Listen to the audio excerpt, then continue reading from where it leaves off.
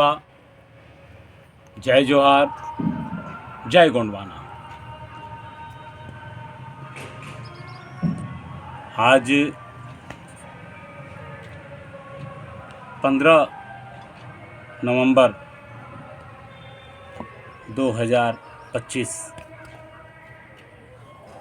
आज हम उन महान शख्सियत के बारे में कुछ पल चर्चा करना चाहेंगे जो दुनिया को रास्ता देते हैं। वह शख्सियत जिनका नाम भगवान से शुरू होता है। ऐसा कोई भारत का व्यक्ति नहीं जिसके नाम के आगे भगवान लगता हो। मात्र एक शख्स जिसका नाम भगवान बिरसा मुंडा कहा जाता है। हम उन बिरसा मुंडा की बात करते हैं। आज ही के दिन उनका जन्म नवंबर महीने के 1875 में उनका जन्म हुआ था।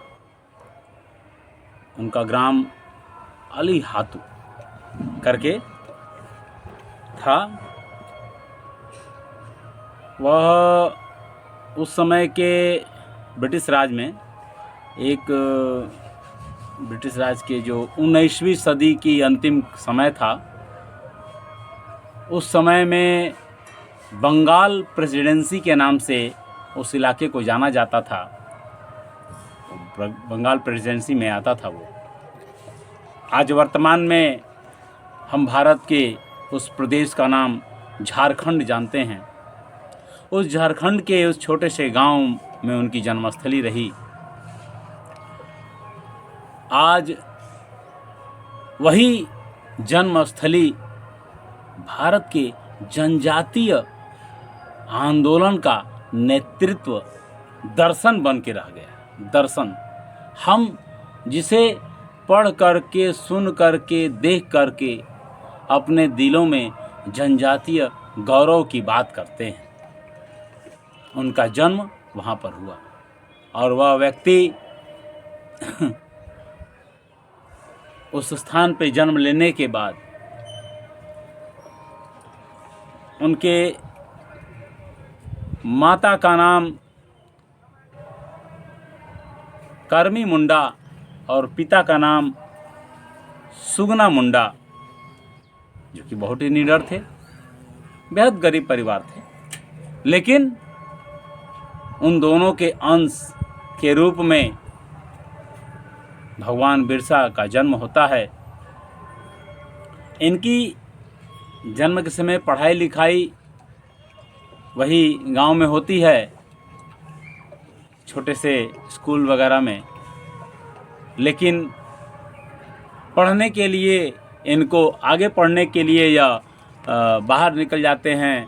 उनके इलाके में एक चाई बसा का नाम करके एक इलाका था। वहाँ पर एक अंग्रेज़ों की मिशनरी स्कूल थी, जिसे हम आज के डेट में कॉन्वेंट स्कूल भी बोलते हैं। उस मिशनरी स्कूल में उन्होंने पढ़ाई लिखाई किया और पढ़ाई लिखाई करते ही समय, अल्प समय में ही वह पढ़ाई लिखाई छोड़ करके उन गरीब, गुरबा, कमज़ोर, आदिवासी, उस भारत के जन समुदाय की जो समस्याएं थी वह देख करके उद्वेलित हो गए। और वह व्यक्ति अपनी छोटी सी उम्र में जन समुदाय को बल देने के लिए, सुरक्षा देने के लिए, मान सम्मान देने के लिए, बराबरी का हकदार बनाने के लिए आंदोलित हो जाते हैं और आंदोलन करने लगते हैं। उन महान शख्सियत भगवान बिरसा मुंडा की हम बात करते हैं। पूरा देश उनके उस इलाके को, जो छोटा नागपुर के नाम से जाना जाता है, आज भी हम उन व्यक्ति की बात करते हैं। भारत के उन महान गौरव के वारिस, स्वतंत्रता संग्राम के जो सैनिक थे, जो लोग थे, उनमें शुमार अपना नाम करने वाले और महान व्यक्तित्व के धनी।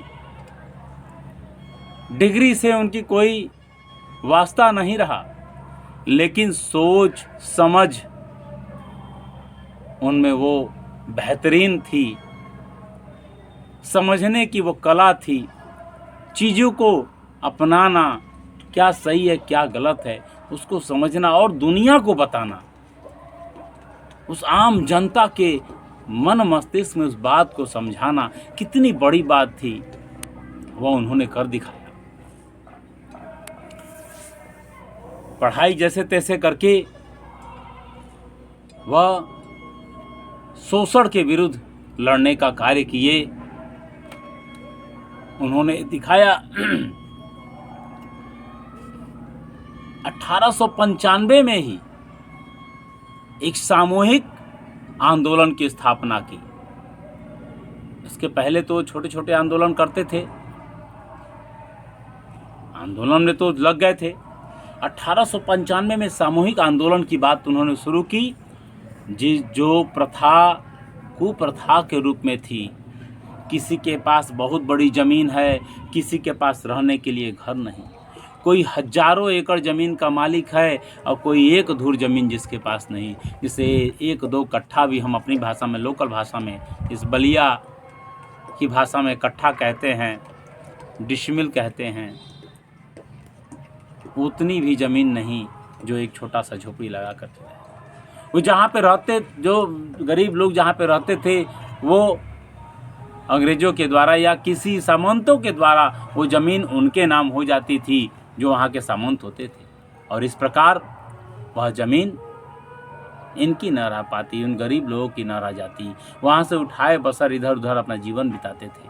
वो हजारों साल से उस इलाके की धरती पर रहते, लेकिन वो ज़मीन उनकी। तो इस शोषण के विरुद्ध, इस ज़मींदारी प्रथा के विरुद्ध उन्होंने 1895 में बिगुल फूंक दिया, विद्रोह का। आदिवासी आंदोलन शुरू कर दिया, और तब जाकर के अंग्रेज भाई साहूकारों के विरुद्ध आंदोलन करेंगे तो साहूकार तो अंग्रेजों के देखरेख में पल रहे थे, और साहूकारों को सुरक्षा देने के लिए अंग्रेज निकल आए। उन्होंने उनकी साहूकारों से कोई दुश्मनी नहीं थी, उनकी विशेष अंग्रेजों से कोई दुश्मनी नहीं थी। दुश्मनी थी उन नीतियों की, गलत नीतियां उनको बर्दाश्त नहीं हो रही थी, जो अंग्रेजों की बनाई हों या फिर साहूकारों की बनाई हों। इन दोनों के जो नीतियां थीं, जन विरोधी नीतियों के चलते वह मुखर होकर के, आंदोलित होकर के नौजवानों को इकट्ठा करने लगे। सेना का निर्माण किया उन्होंने सेना का निर्माण किया, जिसमें हजारों हजारों की संख्या में नौजवान भर्ती होकर के शोषण के विरुद्ध अपना बल देने लगे, अपनी आहुति देने लगे, अपने को इकट्ठा करने लगे, इनके साथ जोड़ने लगे। इनकी वो कला, इनकी वो निपुणता, इनका निर्णय लेने की क्षमता, इनकी युद्ध कौशल सब अतुलनीय थे, और सामाजिक देख रेख इतना बेहतरीन कि कोई इनके आसपास के लोग दुखी नहीं हो सकता था। इसलिए सब इनसे जुड़ने का प्रयास करते थे। इनके पास कोई राज सत्ता नहीं थी, सामाजिक सोच थी, एक दूसरे की भावना को समझने की कला था, और इस चलते वो अपना कारवां बढ़ाते गए, और आंदोलन बढ़ता गया, कारवां बढ़ता गया, आंदोलन बढ़ता गया। मात्र भारत के ऐसे कम ही लोग हैं जो इतनी छोटी सी उम्र में इतना कुछ कर जाने का नाम उनके नाम के आगे जुड़ जाता है। इनको भगवान की उपाधि दी जाती है, इसीलिए कि एक भगवान हम उसको कहते हैं जो हमें जीवन देता है। उस नहीं समझ में आने वाले भगवान को भगवान मानते हैं। एक भगवान ये थे जो गरीब कमज़ोर लोगों को भोजन व्यवस्था के लिए लड़ने का काम करते थे। उस नॉन टेक्नोलॉजी वाले युग में वो विख्यात हो गए थे। आज तो टेक्नोलॉजी का ज़माना है। मैं जो आपसे कहना चाहता हूँ अपनी बात इस कैमरे में बोल करके, इस स्थान पे बोल करके हर जगह पहुँचाने का, वहाँ पे उस ज़माने में कोई टेक्नोलॉजी नहीं थी, लेकिन फिर भी वो उस कितने दूर दूर तक के लोगों को प्रिय थे। उनके संदेश उनके यहाँ चले जाते थे और वो इनसे जुड़ जाते थे। सिर्फ शोषण के विरुद्ध वो सम्मान चाहते थे। वो सिर्फ सम्मान चाहते थे, किसका? अपना नहीं, स्वयं का सम्मान से उनका कोई मतलब नहीं था। उस धरती पर जो जीने वाले लोग थे, आदिवासी थे, जनजातीय थे, अन्य लोग थे, उनका सम्मान चाहते थे, बराबरी का हक दिलाना चाहते थे। अगर मानव है तो मानव को एक बराबर मानो। उसके विरुद्ध उन्होंने आंदोलन किया और तब जाकर के अब यह आंदोलन उलगुलान, उस भाषा कहते हैं आंदोलन को, उलगुलान का रूप ले लेता है। और भगवान बिरसा का उलगुलान इतना प्रचंड हो जाता है कि अंग्रेजी सेना परेशान हो जाती है। कैसे इनको पकड़ें, कैसे इनको गिरफ्तार करें, कैसे इनको अरेस्ट करें। पूरी अंग्रेजी सेना लग जाती है वो बंगाल प्रेसिडेंसी की।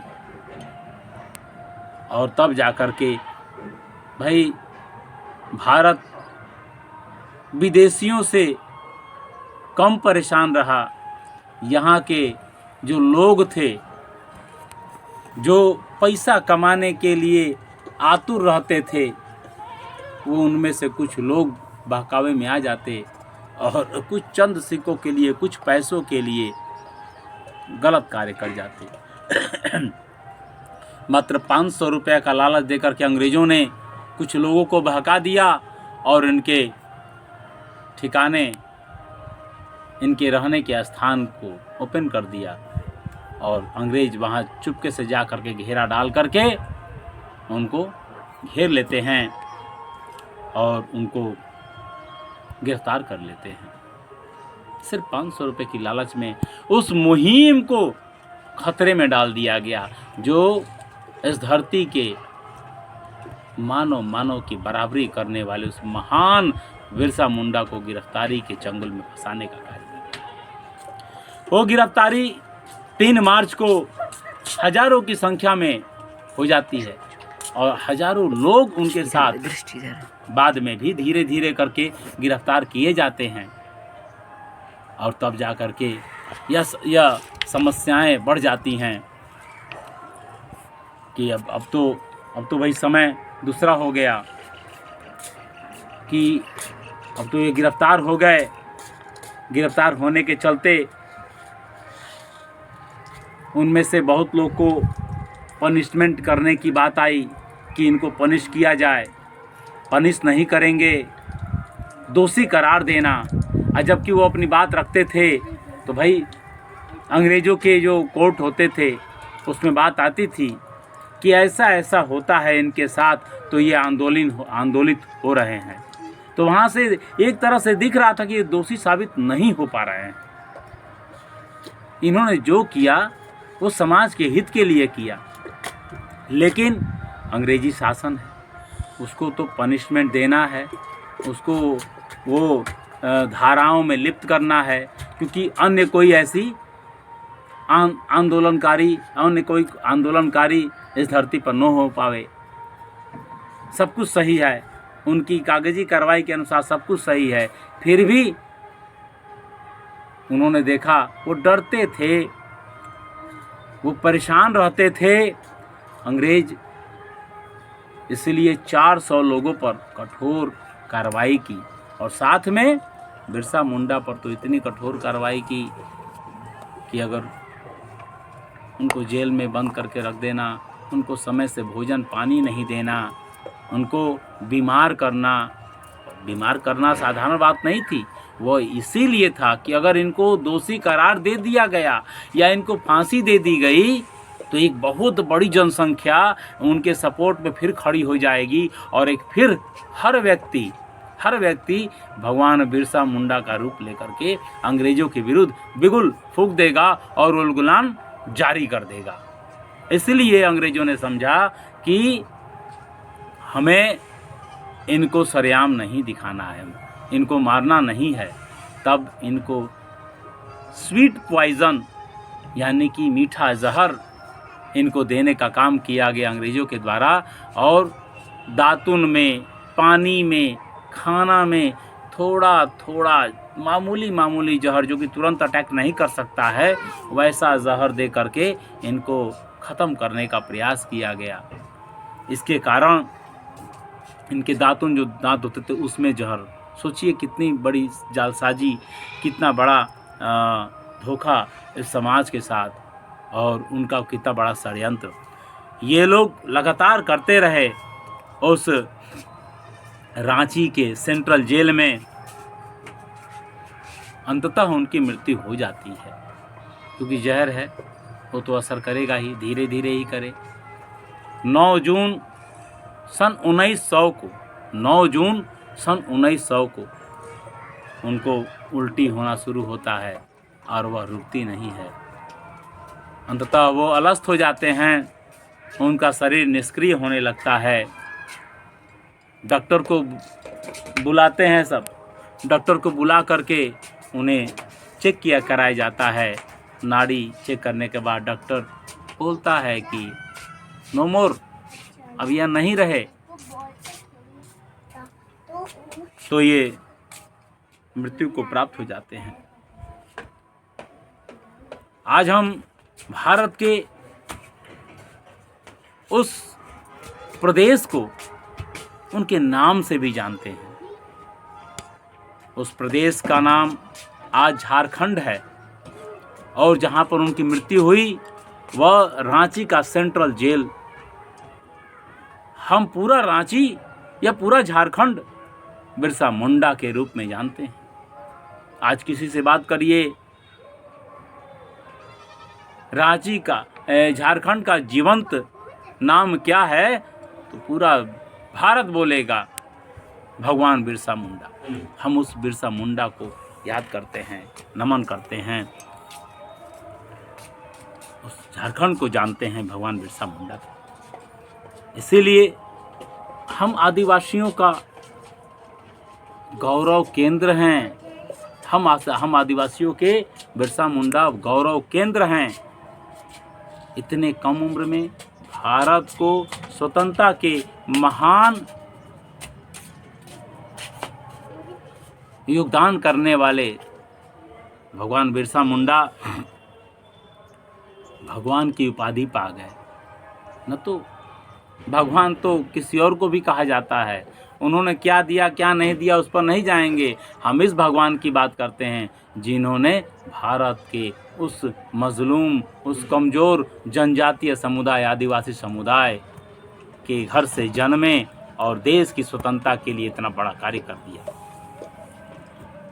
आज इस मौके पर मैं एक और बात आपसे कहना चाहता हूँ, अपने संदेश देना चाहता हूँ सरकार को, कि सरकार द्वारा बेशक 15 नवंबर को गौरव दिवस पूरे देश में मनाया जा रहा है, जनजातीय गौरव दिवस मनाया जा रहा है, लेकिन क्या इस जो जनजातियों में समस्याएं हैं, जो विकास की गति धीमी हो गई है, क्या गौरव दिवस मना देने से क्या उनका विकास संभव है?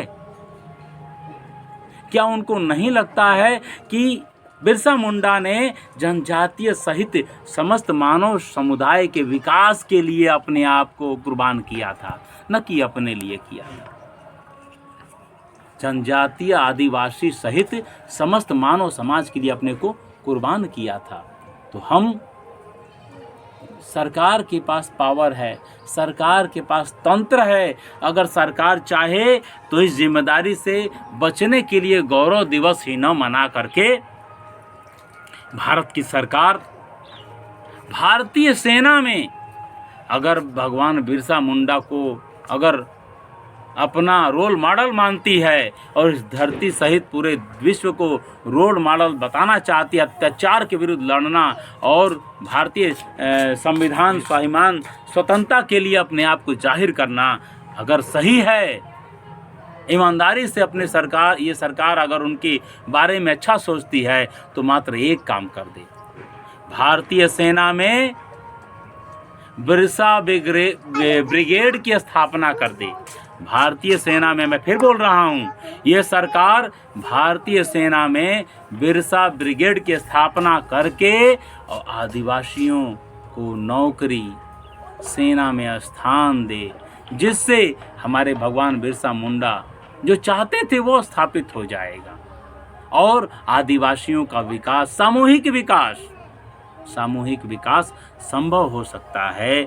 और जब जिस दिन ये सरकार अगर ये करेगी आदिवासियों के सामूहिक विकास के लिए, इस देश में बिरसा मुंडा ब्रिगेड या बिरसा ब्रिगेड बना करके सेना में भर्ती करने का काम करेगी, उस दिन भगवान बिरसा मुंडा को सबसे सच्ची पुष्पांजलि देने का हम कार्य करेंगे, हम सम्मान देने का कार्य करेंगे। और यह बात तो यहीं जितना बोलेंगे उतना ही कम है, क्योंकि भगवान बिरसा मुंडा, मैं नहीं कहना चाहूँगा कि भगवान बिरसा मुंडा की जन्म जयंती के अवसर पर आप लोग इस चैनल को सब्सक्राइब करें, लाइक करें, कमेंट करें।